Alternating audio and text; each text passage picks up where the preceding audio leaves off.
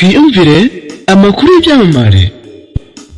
Ikaze nanone ku Byamamare News, reka nkubwire ko wageze kuri channel ikugezaho amakuru ari gucicikana ku mbuga nkoranyambaga ikoresheje kuyasoma ndetse ikanakugezaho amateka yaranze ibyamamare bigiye bitandukanye bitewe n'icyo umuntu yagiye akora. Se waba utekereza ko urinde wakunejeje, ese ninde ugutangaje ngo tumukugarukireho amateka ibyamamare tugenda tugarukaho.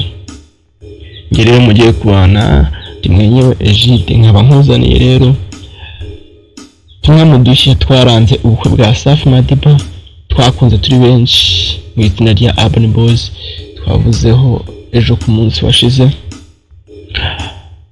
Ariko mbere yo gutangira udushya twa Safi Madiba, kora subscribe kugira ngo tujye tubana umunsi ku wundi, niba koko tayari kujya ubana natwe kuri iyi channel y'Ibyamamare News. Biragoye ko rero ushobora kuba wakora ikintu nta muntu urebeyeho, rero nawe ushobora kubana natwe ukajya umva amakuru ndetse n'amateka y'ibyamamare. Akaba hari umwe mu byamamare twazavugaho cyangwa twavuzeho, akaba yagufasha bitewe n'ukuntu wenda mugenda muba mu buzima bumwe, cyangwa se ukaba mu buzima yabayemo ukaba ufite n'imyitwarire nk'iyi. Rero ntucikwe, reka dutangire na Safi Madiba. Safi Madiba rero wanazamukiye mu itsinda rya Urban Boys nk'uko twayabonye muri Gashyantare mu mwaka wa 2020, nibwo Safi Madiba we yigiriye muri Canada asanze Niyonizera Judith bari bamaze gusezerana mu mategeko tariki ya bari basezeranye tariki ya mbere ukwakira muri 2017. Ahangaha rero Safi Madiba yagiye muri Canada nyuma y'uko atandukanye n'itsinda rya Urban Boys muri 2017. Rero Safi Madiba amaze gutandukana na Urban Boys ntabwo yaretse gukora umuziki, ahubwo yakomeje gukora umuziki ku giti cye kugeza na n'ubu aracyakora umuziki. Murabona ko Safi Madiba akomeje guca agahigo. Murabizi nk'indirimbo yamamaye yitwa Fame, imaze imyaka itari mike, iriya ndirimbo yarakunzwe cyane. Gusa nyine ntabwo umubano wabo warambye, kuko urugo rwabo rwahoraga muri rwasirera kugeza ubwo bahanye gatanya. Gusa nyine umunyamategeko wa Niyongira Judith avuga ko batigeze bagorana kuko bahanye gatanya mu bwumvikane.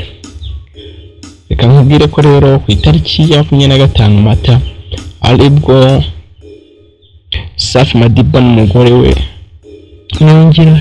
Niyonizera Judith batandukanye imbere y'amategeko kuri 25 Mata hari mu mwaka wa 2023.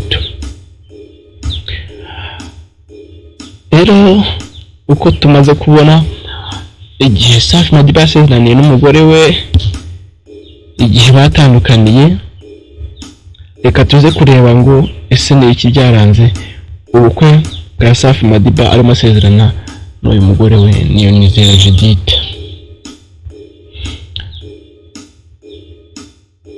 Gusa byari bicika Safi Madiba asezerana n'uyu mugore we Niyonizera Judith.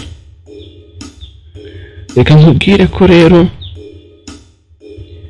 tariki ya mbere ukwakira 2017 umuhanzi Safi Madiba waregaga mu itsinda rya Urban Boys aribwo yakoze ubukwe n'umufasha we Niyonizera Judith, bagasezerana mu mategeko ndetse hagakurikiraho umuhango gusaba no gukwa. Safi Madiba ni umwe mu bakoze ubukwe bwiza cyane kubera imyiteguro wabonaga iri hejuru cyane. Ese abasitari nabo bajya bakora ubukwe n'agatangaza.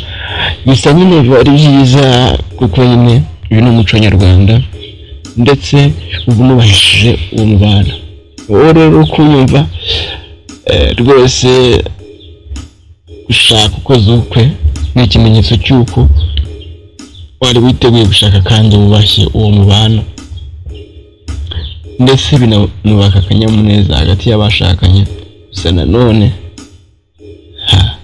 muzirinde kuba mwashaka bagenzi banyu kubera icyo mubakurikiye, kuko ntibiramba, cyangwa se gushaka umuntu mutaziranye. Ni byinshi uba ugomba kwitaho mu gihe cyo gushaka. Gusa sinari nzi ko n'abasitari bajya bakora ubukwe bakagira bate ni agashya. Reka twikomereze rero, bavuga ko umuhango wo gusezerana imbere y'amategeko wabereye mu murenge wa Remera, mu gihe umuhango wo gusaba no wabereye ku musozi wa Rebero, ndetse inyarwanda.com bakaba bari mu bukwe, akaba ari nayo mpamvu bakusanyirije tumwe mu dushya twaranze ubu bukwe. Yes, wowe utarabimenya rero, reka nkubwire ko iyi nkuru turi kugusomera cyangwa se tukuzane kuri uyu munsi tuyikura ku kinyamakuru inyarwanda.com. Hano rero baratubwira ko kwinjira mu bukwe byasabaga uwatumiwe, yaba mu gusezerana imbere y'amategeko cyangwa se ahabereye ibirori byo gusaba no gukwa. Ukihagera wahuraga n'abasore b'ibigango bari bahawe amabwiriza ko nta muntu udafite ubutumire ugomba kwinjira ahabereye ubukwe. Aha mbere yo kwinjira werekanaga ubutumire, ubundi bakakureka ukinjira.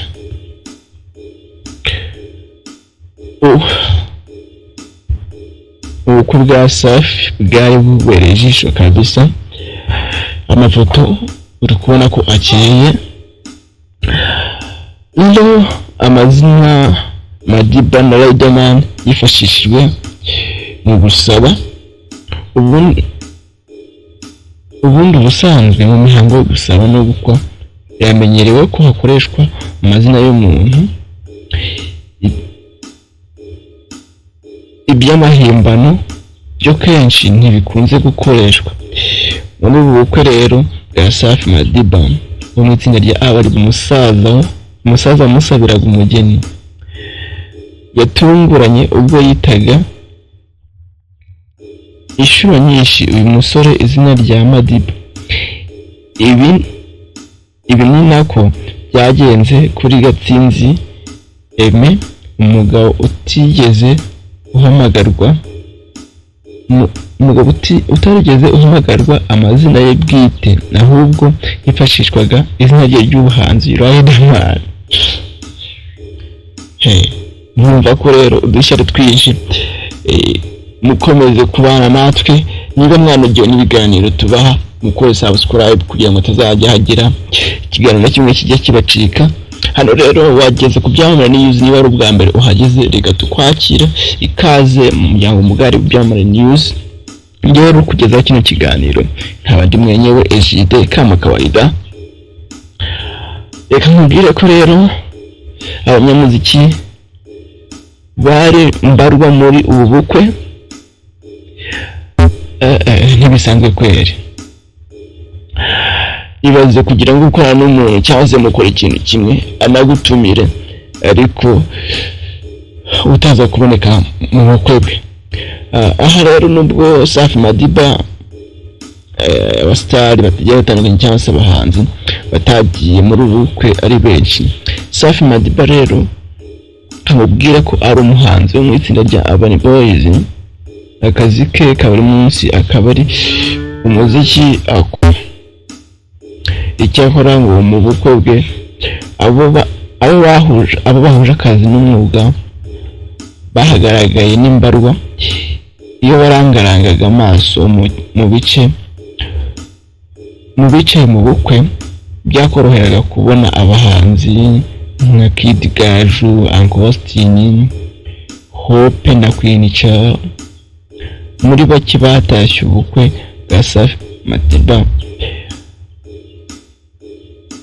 Abo nibo twavuga, bakiyongeraho abamwambariye nka Platini, Riderman, Humble Jizzo, Rwasa ukina filime, ndetse n'umunyamakuru David Bayingana. ndetse nizo uririmbana na Safi Madiba muri Urban Boys we ntiyigeze ataha ubukwe.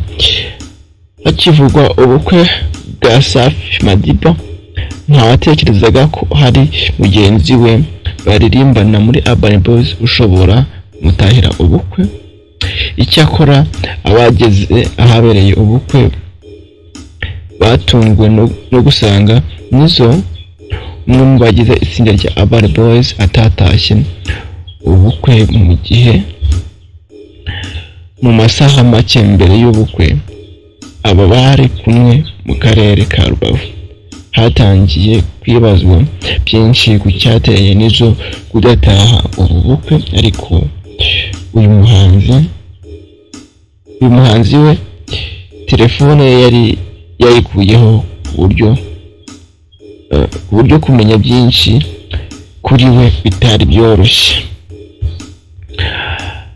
Udushya two nitwankana, ariko turakomeza tunyuremo kugeza paka turangiye. Riderman rero nawe akaba yari yambariye Safi Madiba yari yacungiye umutekano bikomeye kabisa. Mu gisharagati rero hagati ahaberaga umuhango wo gusaba no gukwa Safi Madiba yari acungiye umutekano bikomeye n'abasore b'ibigango bamuherekezaga aho agiye hose. Ibi si ibintu bimenyerewe ko umuntu aba afite abamucungiye umutekano hagati mu bukwe, cyane ko abari baburimo bose bari abatumiwe gusa. Ariko nanone buri wese agira uko ategura ibintu bye mu birori. Reka mbabwire ko rero udushya twaranze ubukwe bwa Safi Madiba ndaha musoreje, aricyo mvise tutavuze watwandikira muri comment, hanyuma tukabasha kuzakikugezaho, kubera ko ibintu byo twiyemeje buri munsi uba ugomba kubona video isambiri zuzuye, video ikabikugezeho ndetse na saa 10 z'umugoroba ukaba ubonye video. Njyewe rero nari mwenyewe Egide, reka nizere ko iki kiganiro cyabanogeye, hanyuma niba kitabanogeye muze kumbwira ikosa riri munsi gukosora. Gusa mbanze neza ko nabahaye iby'umwimerere. Murakoze cyane rero, njyewe mwenyewe Egide ndabakunda cyane, Imana ibarinde.